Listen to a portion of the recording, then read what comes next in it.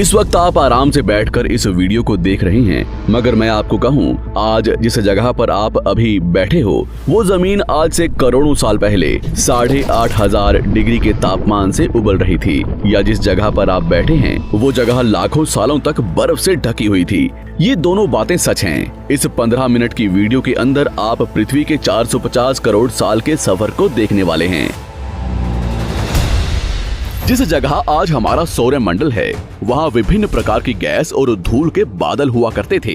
वैज्ञानिकों के मुताबिक इन धूल के बादलों से दूर एक तारा हुआ करता था।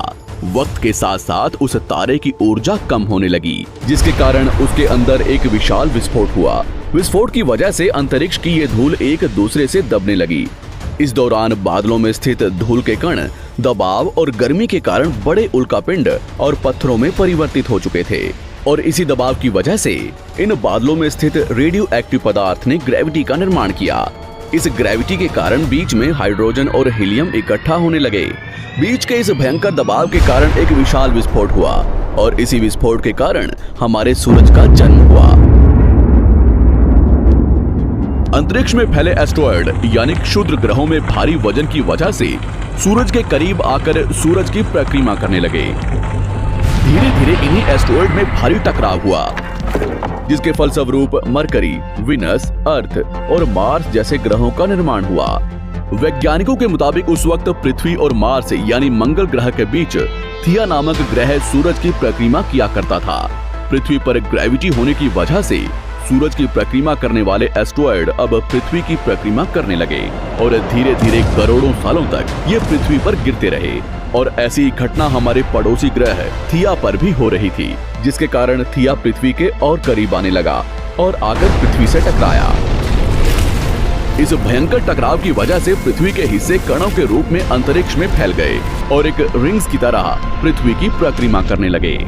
इन्हीं परिक्रमा करते हुए कणों में टकराव होने लगा, जिसके कारण हमारे चांद का निर्माण हुआ। उस वक्त पृथ्वी पर सिर्फ एक ही समुद्र हुआ करता था, और वो था 1900 डिग्री सेल्सियस की तापमान पर उबलते हुए लावे का। उबल रही थी वो सारी चीजें जिसे आज आप अलग अलग नाम से जानते हैं। वक्त के साथ साथ पृथ्वी धीरे धीरे ठंडी हो रही थी, जिसके कारण पृथ्वी के भारी तत्व जैसे धातु और रेडियो एक्टिव पदार्थ पृथ्वी के केंद्र में जाकर इकट्ठा हो गए, और हल्के पदार्थ पृथ्वी की सतह पर आ गए। लाखों सालों तक पृथ्वी पर उल्कापिंडों की बरसात हुई, और इन गिरते हुए उल्कापिंडों में जमा था नमक, मिनरल्स और पानी। करोड़ों सालों तक इन उल्कापिंडों की बरसात होती रही, और धीरे धीरे पृथ्वी की ऊपरी सतह पानी से ढकने लगी। वैज्ञानिकों के मुताबिक यही वो वक्त था जब दूर गहरे पानी के अंदर निकलते ज्वालामुखियों से पहली बार सूक्ष्म जीवों का निर्माण हुआ।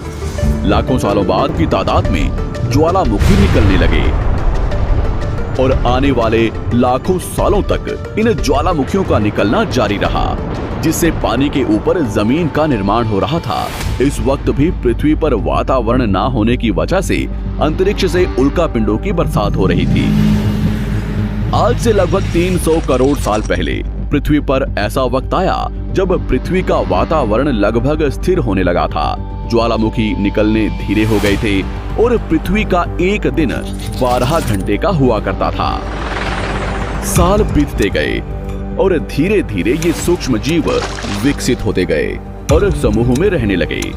आज से लगभग 250 करोड़ साल पहले पहली बार पृथ्वी पर ऐसे जीवों का निर्माण हुआ जो जीने के लिए ये पानी के अंदर के मिनरल्स यानी खनिज पदार्थ और धूप का इस्तेमाल करते थे, और मल त्याग के रूप में ऑक्सीजन बाहर निकालते थे। इस वक्त तक पृथ्वी पर ज्यादातर ज्वालामुखी निकलने बंद हो चुके थे, और इन माइक्रोबैक्टीरियाज की वजह से वातावरण में ऑक्सीजन की मात्रा बढ़ रही थी।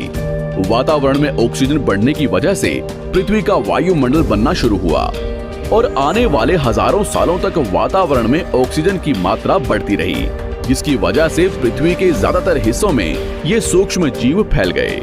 हजारों सालों बाद एक वक्त ऐसा आया जब पृथ्वी में ज्यादा ऑक्सीजन बढ़ने के कारण ये सूक्ष्म जीव मरने शुरू हो गए। उस वक्त तक पृथ्वी का वातावरण ठंडा होने के साथ साथ ऑक्सीजन से भी भर चुका था, जिसके कारण जमीन और वातावरण में स्थित आयरन यानी लोहे के मिनरल्स पानी में स्थित ऑक्सीजन से रिएक्ट होने लगे और एक वक्त ऐसा आया जब पृथ्वी की जमीन आज के मार्स के जैसे लाल हो चुकी थी।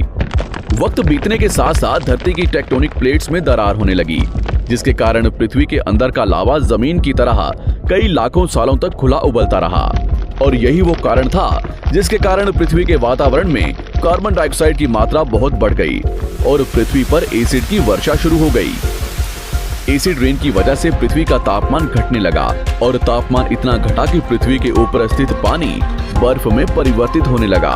पृथ्वी पर पहली बार भयंकर आइस एज आया। इस वक्त पूरी पृथ्वी सफेद बर्फ से ढक चुकी थी।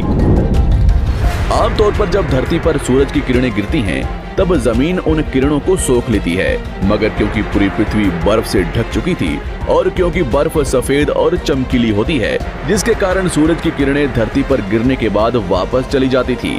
इसी कारण से पृथ्वी कई लाखों सालों तक बर्फ से ढकी रही, मगर फिर से पृथ्वी के अंदर स्थित गर्मी ज्वालामुखी के रूप में निकलना शुरू हो गई और इन ज्वालामुखियों से निकलने वाली गर्मी ने बर्फ को पिघलाना शुरू कर दिया।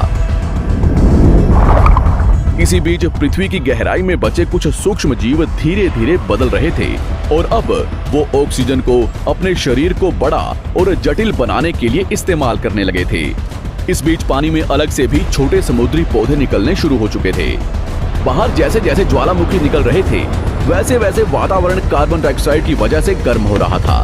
वक्त के साथ साथ बर्फ तो पिघलने लगी, मगर धरती पर फिर से एसिड की वर्षा शुरू हो गई, जिसके कारण फिर पृथ्वी ठंडी होने लगी और फिर पृथ्वी की ज्यादातर सतह बर्फ से ढक गई।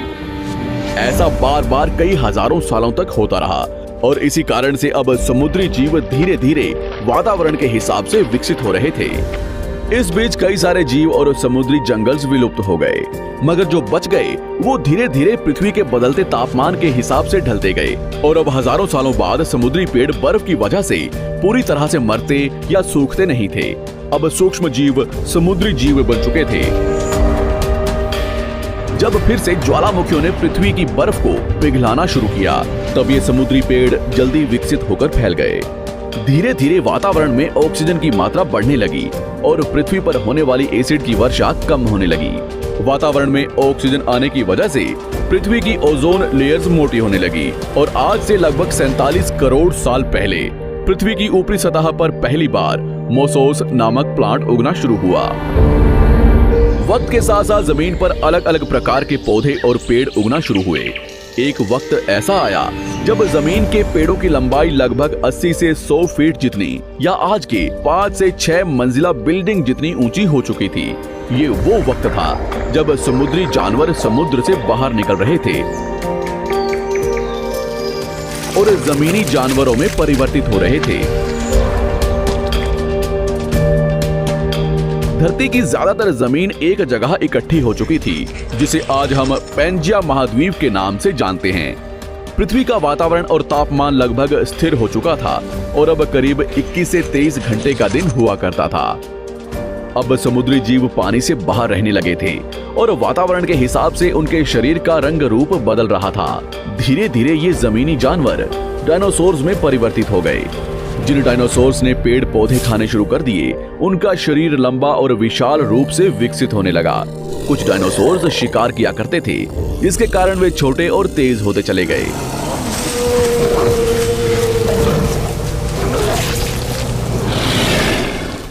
पृथ्वी की ऊपरी जमीन एक जगह इकट्ठी होने के कारण ज्यादातर जमीन रेगिस्तान और बंजर हो चुकी थी।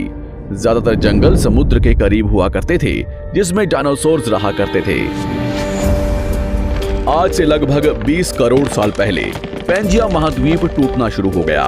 पैंजिया के विभाजित होने की वजह से पृथ्वी की ज्यादातर ऊपरी जमीन पानी के संपर्क में आने लगी, जिसके फलस्वरूप पृथ्वी पर हरियाली बढ़ती गई, जिस वजह से डायनासोर्स और ज्यादा विभिन्न और विशाल होते चले गए। डायनासोर्स ने आने वाले लगभग 20 से 30 करोड़ सालों तक पृथ्वी पर राज किया। उस वक्त डायनासोर्स समुद्र से लेकर जमीन और आसमान तक पूरी पृथ्वी पर राज किया करते थे। इस दौरान अफ्रीका से टूटा भारत सीधे आकर आज के तिब्बत से टकराया और इस टकराव की वजह से हिमालय का निर्माण हुआ। आज से लगभग 6.5 करोड़ साल पहले पृथ्वी की तरफ आज के माउंट एवरेस्ट से भी बड़ा लगभग 4.5 लाख करोड़ किलो जितना वजनिया उल्कापिंड लगभग 80,000 किलोमीटर प्रति घंटे की स्पीड से पृथ्वी की तरफ आ रहा था। पृथ्वी की सतह को छूते ही उसमें भयंकर आग लगी और वो जलते हुए सीधा पृथ्वी से टकराया। इस टकराव से निकलने वाली ऊर्जा आज के 10 करोड़ परमाणु बम एक साथ फटने के बराबर थी। जहां ये उल्कापिंड गिरा, वहां के जानवर और पेड़ तुरंत भाप बनकर जल गए। गिरते ही पृथ्वी पर पूरी तरह धूल फैलने लगी। समुद्र में भयंकर बाढ़ आने लगी। भूकंप और आग ने पृथ्वी को जलाना शुरू कर दिया। कुछ ही घंटों में पूरी पृथ्वी के वातावरण में हानिकारक गैस और धूल की वजह से पृथ्वी नर्क हो चुकी थी। डायनासोर्स, घुटन, आग और भूखमरी से पूरी तरह विलुप्त हो गए।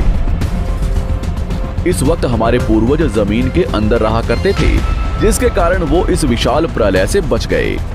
पृथ्वी का वातावरण पूरी तरह से काला और अंधेरा हो चुका था, जिससे धूप भी जमीन तक नहीं पहुंच पा रही थी। पृथ्वी के पेड़ और ज्यादातर जानवर विलुप्त हो गए। वातावरण में धूल और हानिकारक गैस के कारण पृथ्वी पर फिर से एसिड की वर्षा शुरू हो गई और फिर पृथ्वी ठंडी होकर बर्फ से ढक गई। लेकिन इस बार पृथ्वी की बर्फ लाखों सालों तक नहीं जमी रही और 80 से 90 हजार साल बाद ये बर्फ पिघलनी शुरू हो गई। जैसे ही धरती पर वातावरण फिर से पहले जैसा होने लगा, वैसे ही ये छोटे जीव जमीन से बाहर आना शुरू हो गए।